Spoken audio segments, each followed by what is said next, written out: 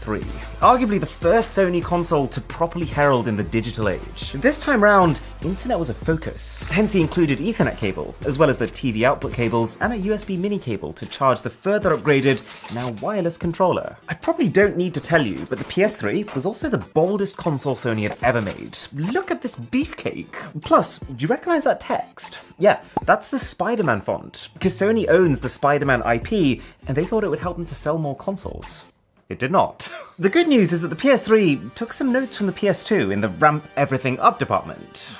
The bad news is that this time that also included the price. To try and make the PS3 feel like a completely new era in gaming, Sony had a special custom cell processor designed just for it. But this was really expensive, pushing the launch price of this console all the way up to $869. Oh boy, was this thing powerful. As a matter of fact, as an overall system, it was about 35 times more powerful than the PS2, making it 384 times more powerful than the PS1. These are ridiculous numbers. In fact, the PS3 was so advanced that it was actually used to build supercomputers, including a truly genius move by Stanford University researchers who developed an app called Folding at Home, which allowed PS3 users to dedicate a portion of their supercomputing power to aid with complex protein folding calculations, used to learn more about how to prevent diseases like Alzheimer's. He was also pretty good at games.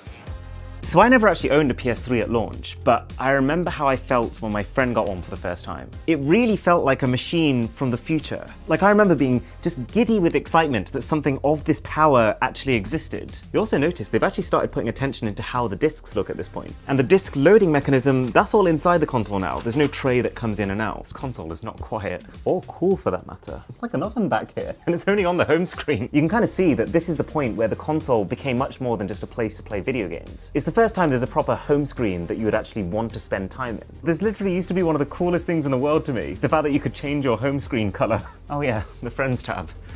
I spent a lot of time there.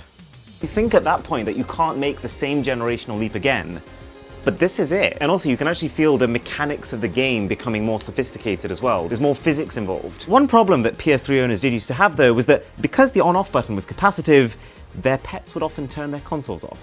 Don't get any ideas. So now we have the PS3 Gran Turismo next to the PS2, next to the PS1.